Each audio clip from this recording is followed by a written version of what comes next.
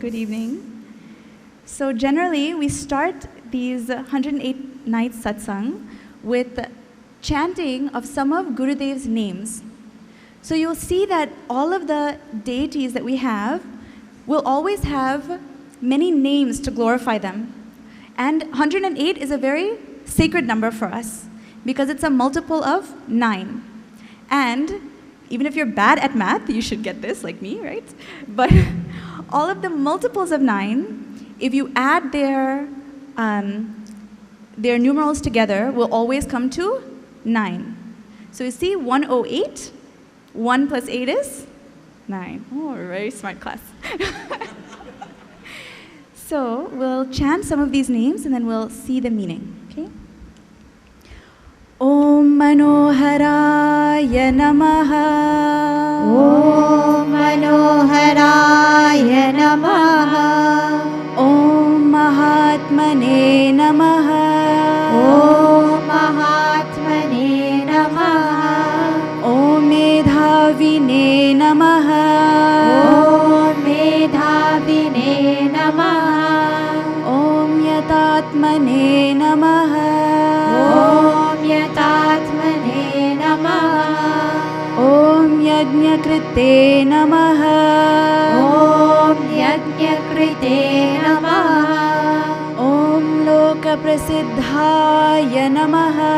Om Lokaprasiddhaya Namaha. Om Vagmine Namaha. Om Vagmine Namaha. Om Vibhave Namaha. Om Vibhave Namaha. Om Vinodapriyaya Namaha. Om Vinodapriyaya Namaha. Om Vinodapriyaya Namaha.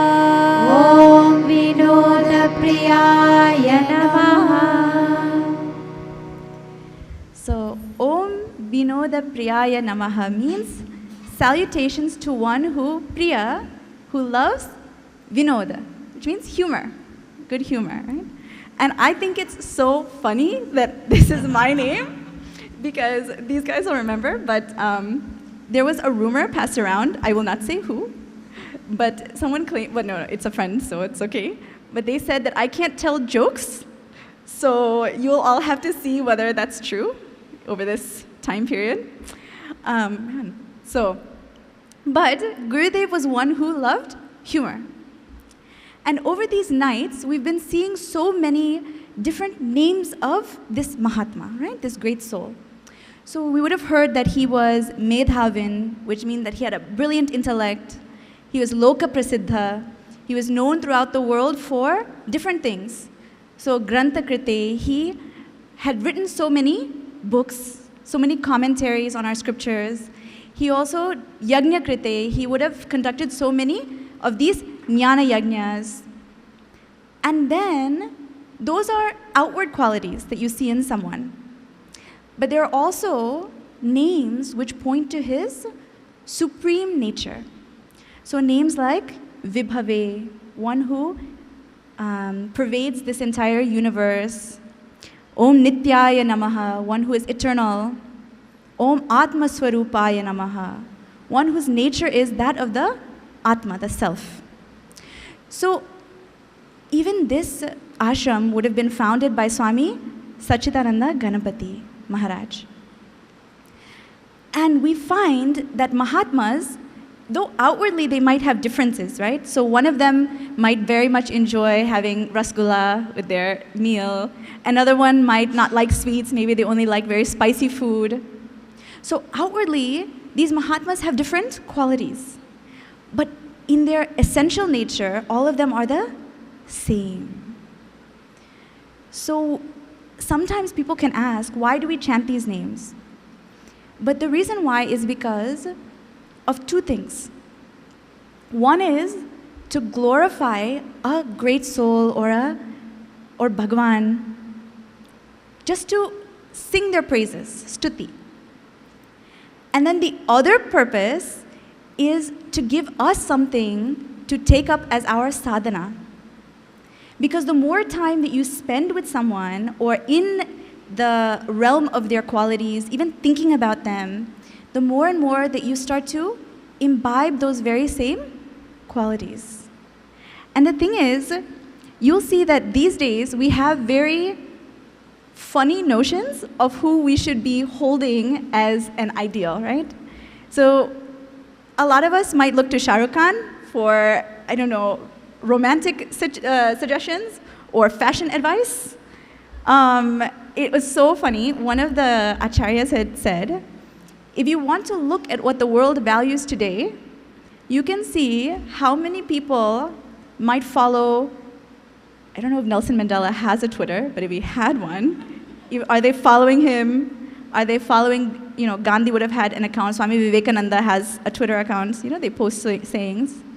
So compare how many followers they have on Twitter to Kim Kardashian. Or, I don't know, Shah Rukh Khan.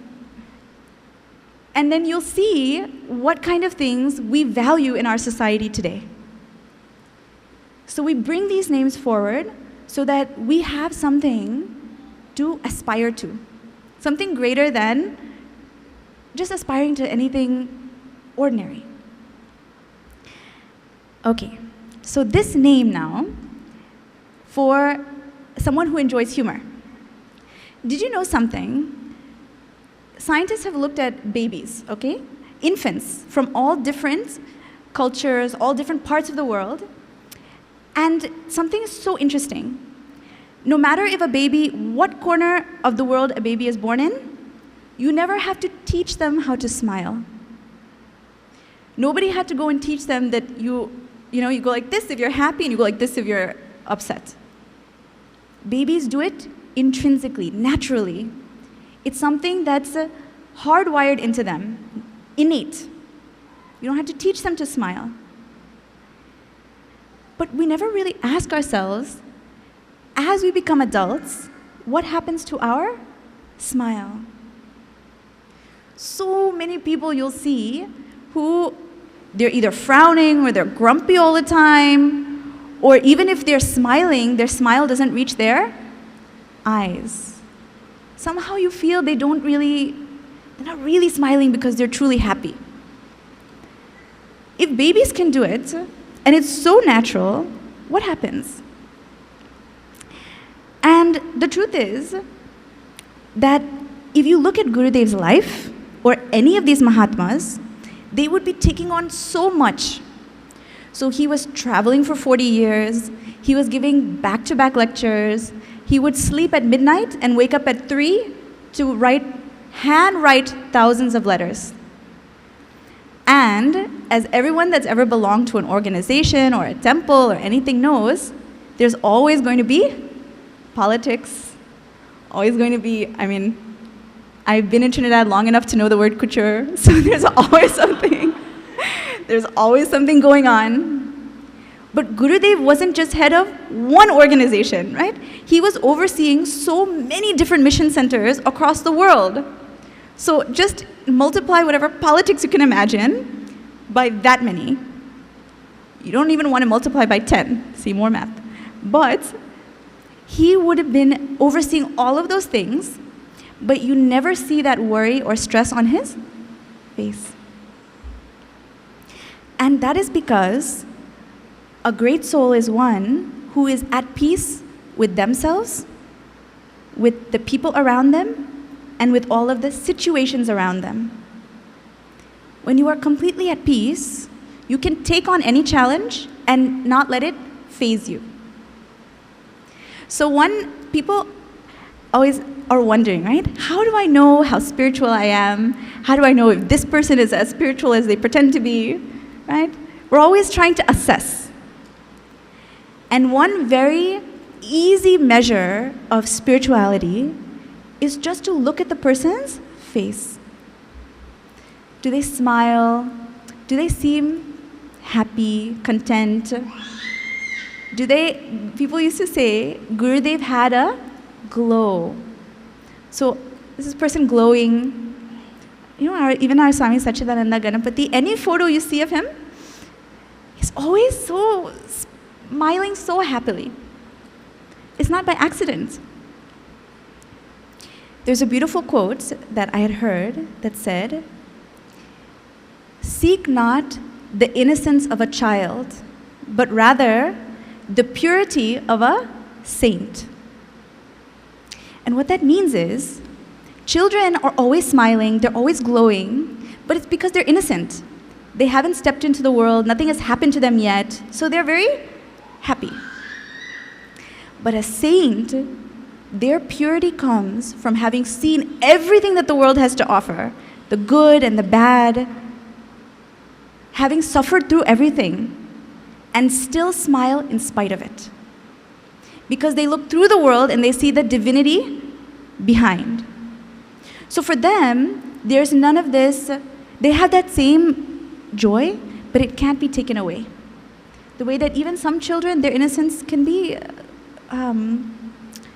damaged by this world. So this Mahatma is showing us, he used to say, nothing in our life can be bad enough to deserve our tears. There was it's a nice anecdote. They were saying that one man went to a Swami, and he had some ailment, and he asked that Swamiji to help take it away. So this Swami gave him a mantra, and he said, "Now look, I'm giving you this mantra. If it works, it's because the mantra works. If it didn't work, it's because it's your karma for it not to work." So this man is feeling okay. But in general, this is true for us also. We should have a lot of faith that everything will work out. That whatever we're experiencing, somewhere along the line, we earned our karmas. Nija karma krita, I think it says in Tulsi Ramayan. We are the authors of our own current situation, and we're the authors of our future destiny. Okay, so now we will get to Gita. I know some of you are surprised to see me here. It was funny. I feel like it's probably one of those situations like when you walk into a store and you want some brand name thing and they say, you know, we don't have the brand name available, but we have this off-brand item and you have to buy it. Or like a pirated CD and you thought it was going to be the real CD and then you open it and you're like, this isn't right. So when we were students, if you've ever seen our Swamiji, he wears Crocs. Okay, he wears the Crocs, brand name, right? If you go, I think that it should still be there, but if you go to Rattan's, they have something called Cruise. They're not Crocs, they're Cruise. So I'm your Cruise for tonight, right? So, that's my joke. It's my one joke. I told Kritika about it in the car, I told it. Okay, good. So we're going to see Gita. We'll just chant one verse of Gita Dhyanam. Om Vasudeva Sutam Devam Kamsa Chanuramardanam Devaki Paramanandam Krishnam Vande Jagadgurum. All right. So we are on Gita, chapter 15, verse 9. I'm going to do the regular chant. Okay. So this is chapter 15, verse 9.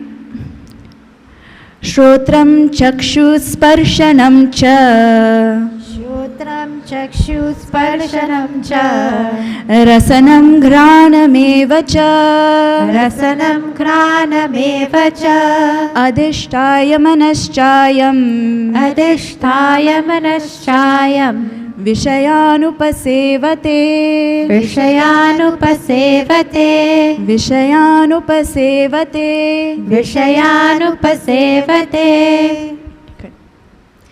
So, just a little background for chapter 15. It's considered one of those, if you've ever had to deal with multiple remotes, so sometimes you have to have a remote for your DVD player, and then your sound system, and then your television. And then they have something that's called a universal remote. So you have one, and you can access all the features, right? So in Gita, chapter 15 is considered like a universal remote. It has all of the elements that you need to understand all of the concepts in not just Gita, but all of our Shastras and Upanishads. So Gurudev thought it was so important that he asked all of the Vedanta students to chant before lunch and dinner. Because he knows that if this is in between you and your food, you will definitely do it, and you'll do it, hopefully correctly. So he always asked that this would be chanted.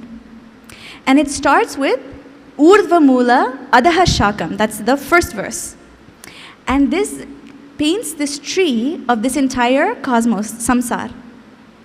It says that this creation, or this manifestation, is like an inverted tree, an upside down tree.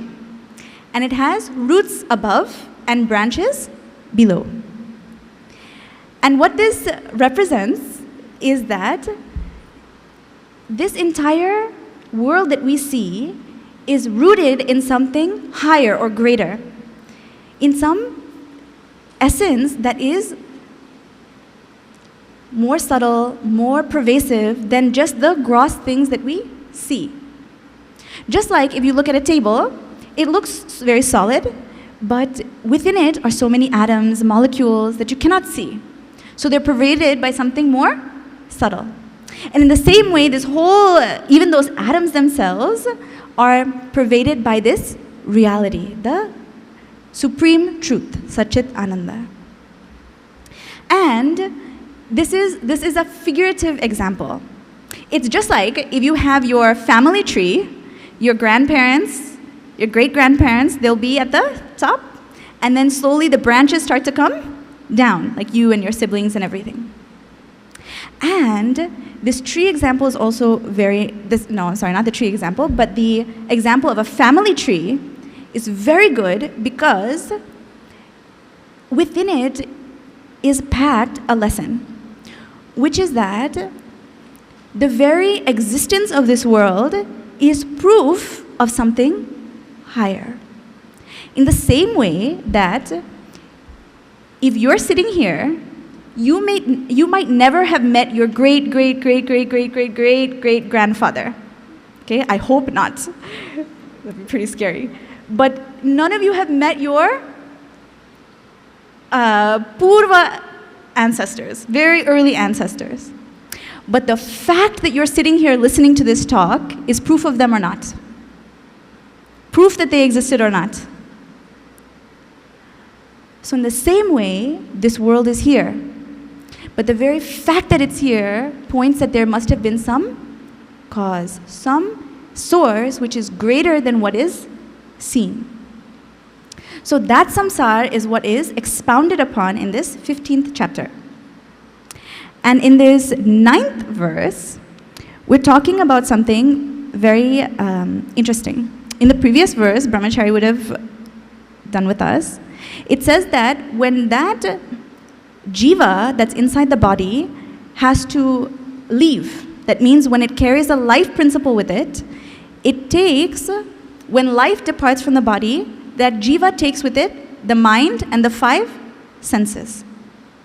So you can say, all right, when there's a person who is not alive anymore, a dead body there, their eyes are still there, nose is still there, ears, everything is still there. But we say that once that life goes, the capacity for those things to work is not there. So though the eyes are there, they cannot see. Though the nose is there, it can't smell. In Western medicine, they consider that once your heart stops beating, then you're dead. But we say when the jiva has departed, when the life principle is departed, that power source is gone. And that's why the body stops functioning. So, in this 9th verse it says, Ayam, this jiva, Vishayan upasevate. Upasevate is a very interesting word. It means enjoys or experiences. This jiva experiences all of the objects of the world. How? Shrotram, chakshuhu, Shrotram is ears, Chakshuhu is eyes, Sparshanam touch, Rasanam taste, and Granam is smell. It experiences the world of objects through the senses. So through the sense of smell, you can smell agarbatti, you can smell parsad, you can smell anything. Through the eyes, you experience the world of forms and shapes. But this upasevate word, it can mean the jiva enjoys, it can also mean addicted to, or it can also mean worships. I will come back to that. But this jiva, and manaha, right? So all of the senses and the mind, adhishtaya, that jiva sits in the body and he presides over these different senses. So in Kathopanishad, which is a very ancient scripture, they give an example, even before Gita, they have an example of the chariot and the horses. Same like Arjuna and his chariot. It's called the Dharmarata. And what it says is, this jiva, he is sitting in the chariot of the body. So the body is a chariot. The intellect, our thinking capacity, our decision-making capacity, is the charioteer. And he's holding the mind, which are the reins, and the horses are the senses. And in this way, this jiva sitting within the body, within having the equipments of the mind, the intellect, and the senses, experiences the world. But the question is, all of us have a body, mind, and intellect.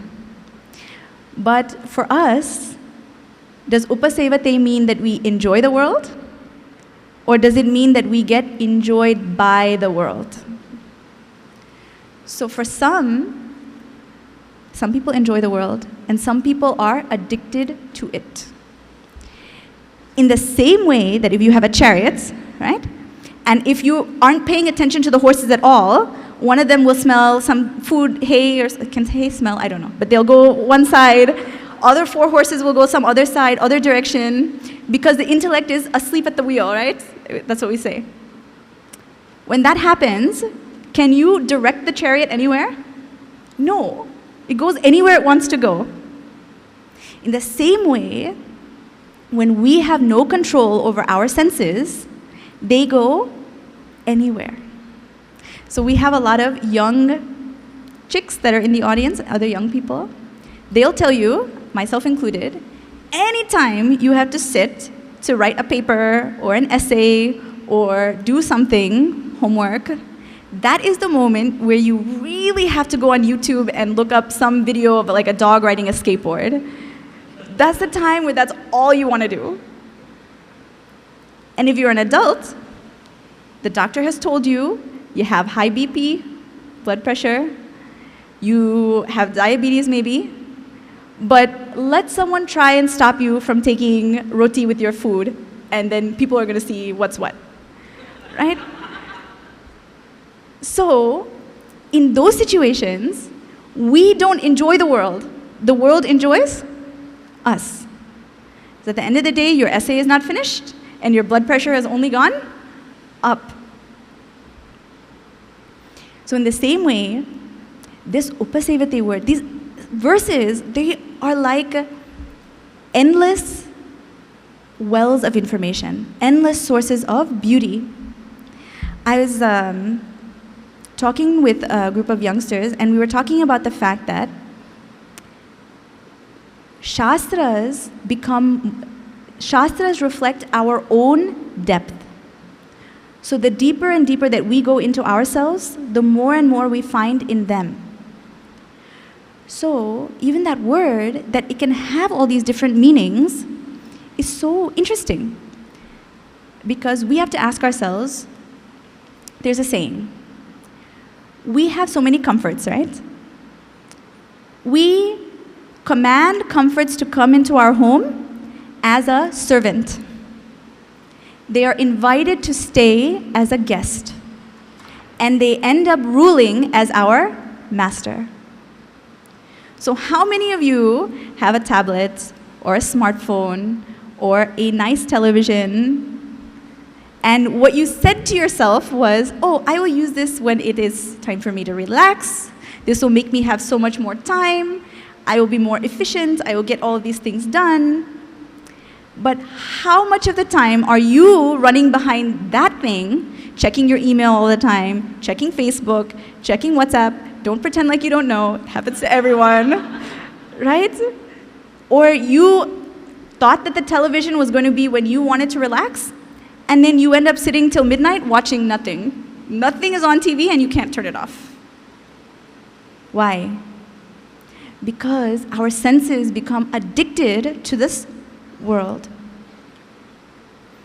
And that same jiva becomes trapped. So, in this way, we have to ask, how do we then become masters of our own life? And that's given in the next verse. Right? Oh.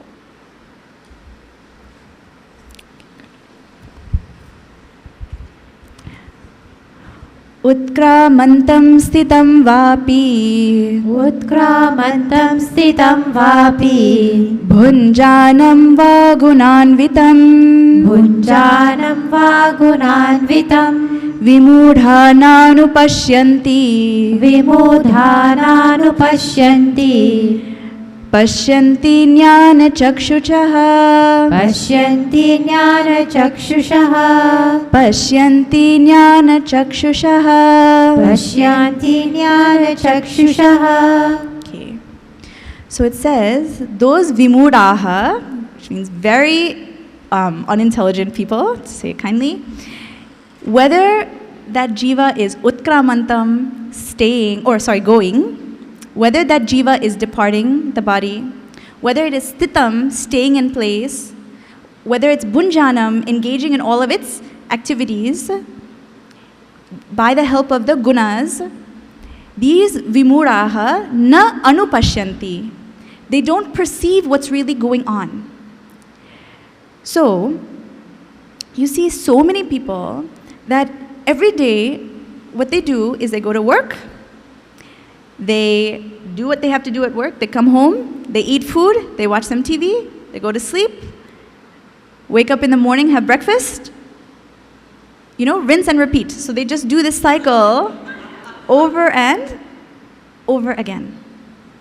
And never during probably 40 years of their life do they ever think, 80 years, whatever it might be, do they think of anything greater than that? They spend their whole life doing this, running after wealth and enjoyment.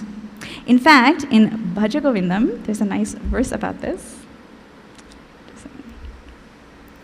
Bhaja Govindam, Bhaja Govindam, Bhaja Govindam, Bhaja Govindam, Bhaja Govindam, Bhaja Govindam, Bhaja Govindam, Bhaja Govindam, Govindam Bhaja Mudamate, Govindam Bhaja Mudamate, Mudajahi Hidanagama Trishna, Bhaja Govindam, Bhaja Govindam, Kuru Sadbuddhim Manasi Vitrishna, Bhaja Govindam, Bhaja Govindam, Yallabhasi Nija Karmopatam, Bhaja Govindam, Bhaja Govindam, Vittam Tena Vinodaya Chittam, Bhaja Govindam,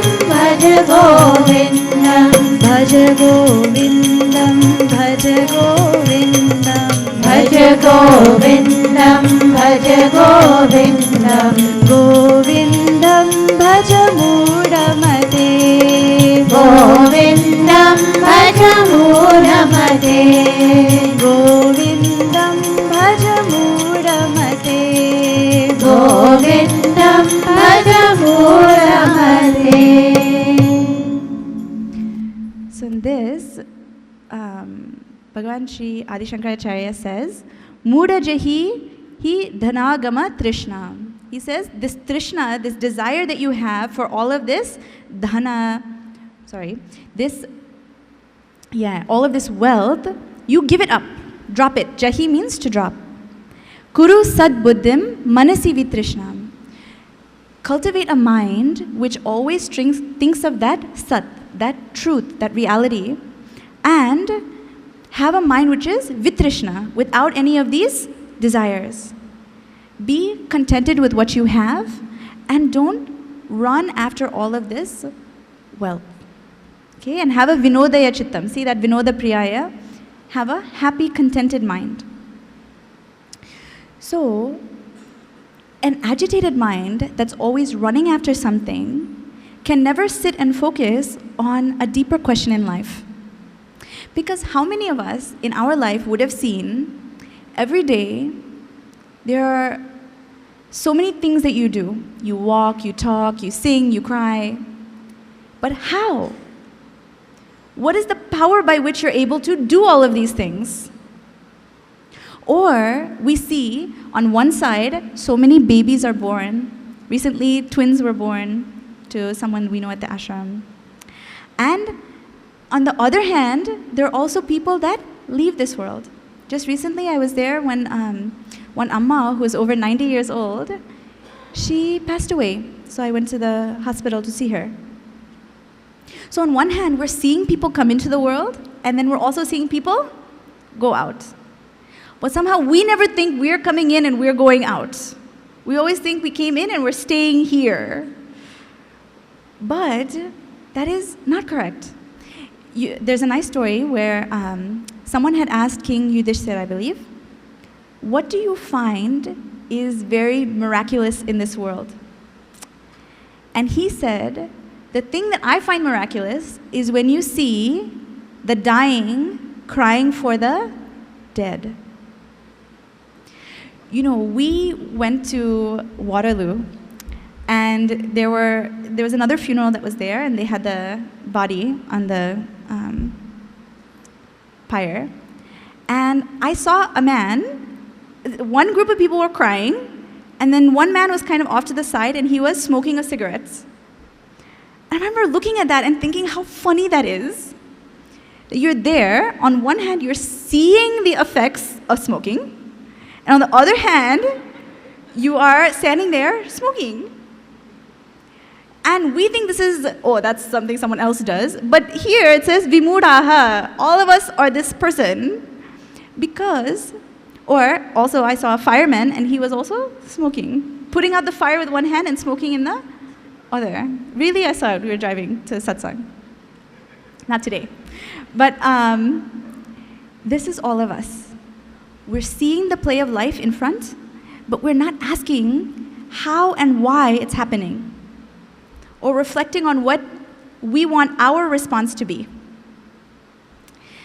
So, even when you see someone that's sleeping, right?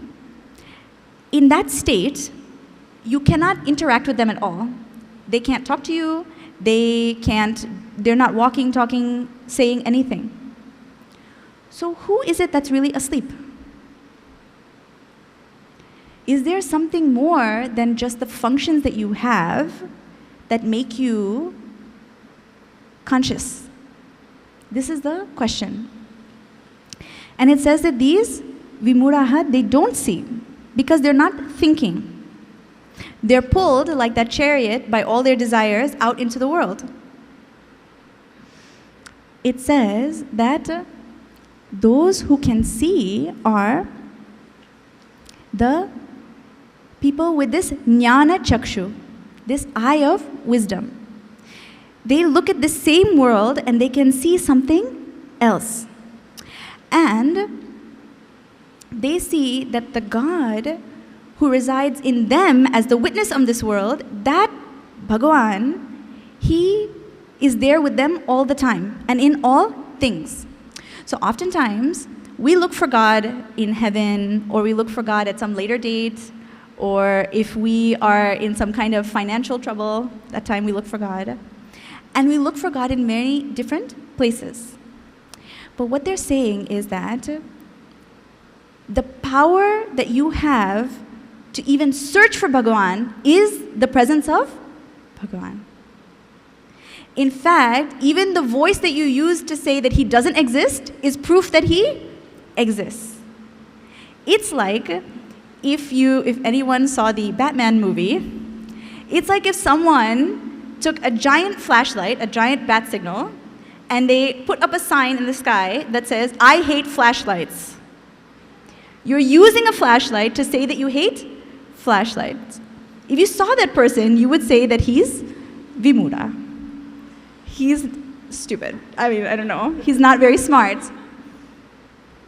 Because we don't recognize that even the voice in which we use to deny the existence of God is in fact a praise of Bhagavan only. The method by which we insult him is praise of him. So, these Vimuraha don't see that, but those with that Jnana Chakshu, they see. They see that. And why did they say Jnana Chakshu? Why did they say I? This is also something very interesting. In our Shastras, we call our different philosophical traditions as darshanas. That means different visions. So, different organizations within Hinduism will have different darshanas. We don't call them philosophies. The reason why is because a philosophy is something that you can easily say with your mouth and not practice. So if you look during, politics election time, that's what I was trying to say. When you look at election time, you'll hear a lot of very nice philosophy going around at that time. They'll say, these are the visions that we have for our people and for our community, and we're going to do this and that. The funniest thing I've heard in Trinidad was someone told me about election paving, where someone in their region will repave a road that's fine just so that they can show people that they did something right before an election. That is a philosophy. Those are words. But Darshana says that what we've studied has become such a part of us that it has changed our very vision, the very way we see the world. And that's something so much deeper than a philosophy. I'll just give you an example, right? So I had a friend whose brother, their family had gone to Europe for a vacation. Okay, they had gone to Italy. And her brother, they had all gone, her parents had taken them, and they were seeing the most beautiful things, they were eating the best food, they were going to all the sites that you see in these movies and everything. But right before, the weekend before they went to Italy, this boy had gotten a new girlfriend. Actually, they're married now, it's very nice. But at that time, they had just started dating, and he moped around the entire Italian country. He didn't care what he was eating. He didn't care if he was looking at the Mona Lisa, whatever he might. Mona Lisa is in Rome. Yeah, that's there. I'm just checking, right? So he didn't care what he was looking at, but he was so depressed. They still talk about it. This was when he was like 12 or 14, no, maybe 14, 15, like that. They're still talking about it. We paid for you to come all the way to Italy, and you spent the whole time writing letters to her and moping in your room. Why?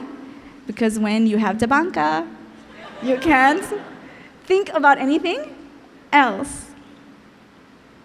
So why? The world looks dark, it looks empty, it looks devoid of all hope. Why? Because something is different in your vision. Something within you has changed.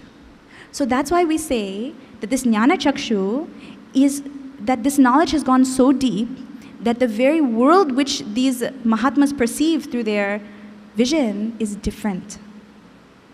It is divine. That same world that we see, they see it as divine. So $1 million question is, how do we become more like them? And that is in the next verse.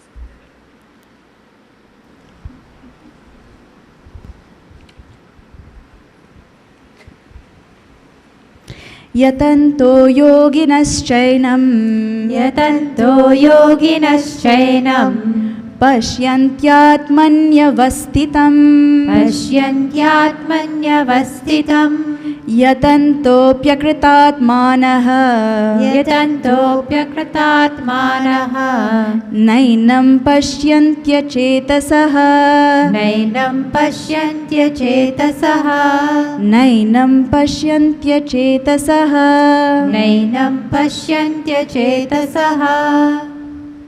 Those yatantaha yoginaha cha enam, those striving yogis, enam, this jiva, atmani avastitam pashyanti. Atmani means in their own self, they see this supreme self, Bhagavan, residing within them. Avastitam means firmly placed.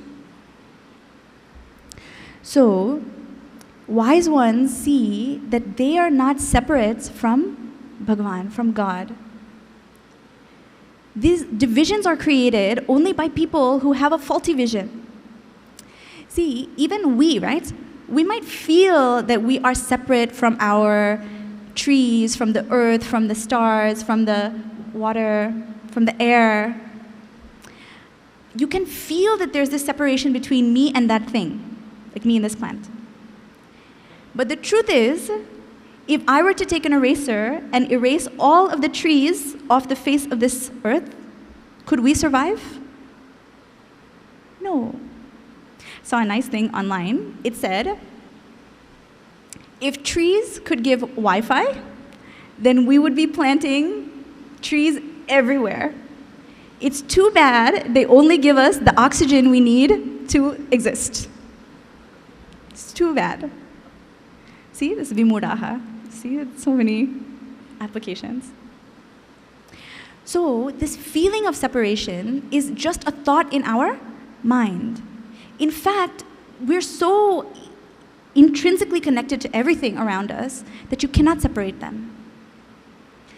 Even the bad things that we see are a part of the entire universe.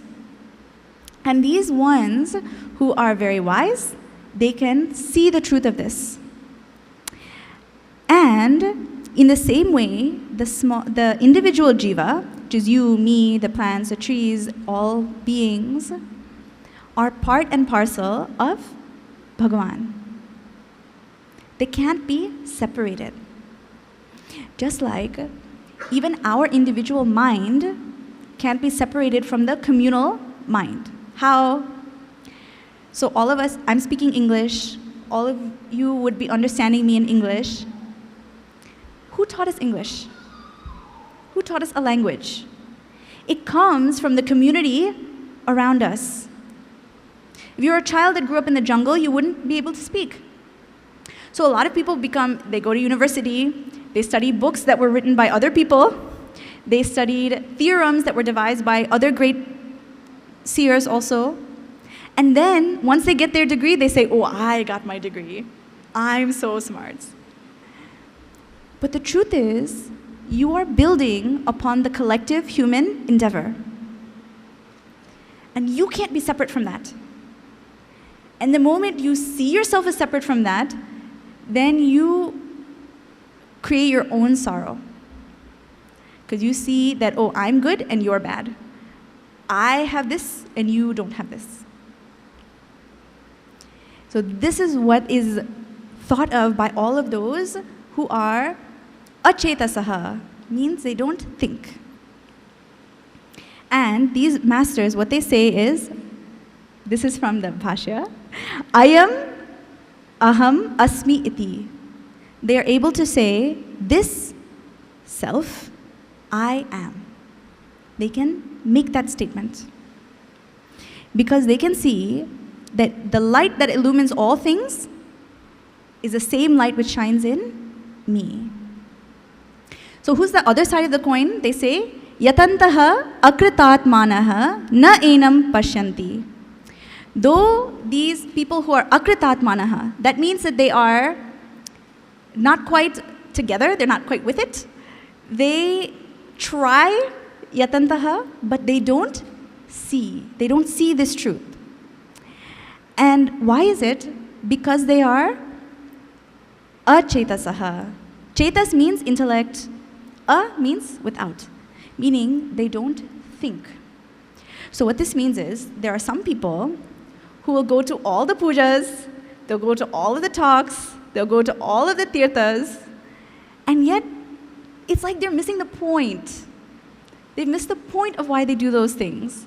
Because they still quarrel, they still get upset, they still get mad. There's one woman who went to a sadhu. And she said, "Oh sadhu, my husband has been coming, he's been your disciple for 20 years, and he's still the same. He's still so quarrelsome, and he hasn't changed at all. What are you doing?" And he said, "Look, don't complain. At least he's maintained status quo." Meaning, he hasn't gotten any worse. But that's how you feel about people sometimes. They would have been there for so long, and you feel their head must be really hard. You don't know why they're still doing the same thing they always did. If you always do what you always did, you always get what you always got. There are some people really you'll see like that. Everyone in their mind is like, "Hey, I know exactly who that is." Just kidding. Hopefully it's not your spouse. I don't mean, what you guys say? I don't mean it to fall in anyone's garden, right? So, people that are unable to see that all of these outward practices that we have are leading us to somewhere internally. They're not practices for the sake of practices. See, there's another saying. So many people live poor and die rich. Because while they're alive, they don't spend anything, and then they have a whole bunch of money, and then they're gone. Right? So just like money isn't meant to just sit in your vault, in the same way, these practices aren't meant just for the practicing. They're not meant so that you can become very good at singing bhajans or telling jokes or whatever else you might be trying to do. They are leading you to some depth within your own self.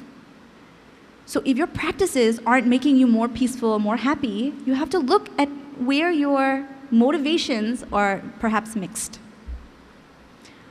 Are you going just to show face? Are you going to temple just to show other people how spiritual you are? Or are you going there to really find something for yourself? This is something we have to constantly ask ourselves. Otherwise, you look up and it's been so many decades and you feel you're the same person. So this is all a very personal thing. You have to do it for yourself. And then, this next verse now is very beautiful.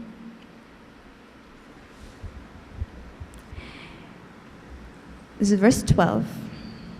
Yada dityagatam tejaha यदादित्यगतं तेजः jagadbhasayatekhilam जगद्भासयतेऽखिलं yachandramasi yachagno यच्चन्द्रमसि यच्छाग्नो tattejo vidhi mamakam तत्तेजो विद्धि मामकं tattejo vidhi mamakam. तत्तेजो विद्धि मामकम्. So, yat adityagatam tejaha.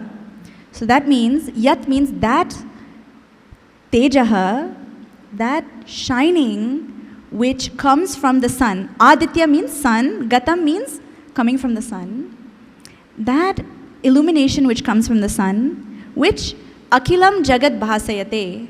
Bhasayate is the causal form. It says that shining, that the sun causes the entire universe to become illumined. The akilam jagat, the whole cosmos.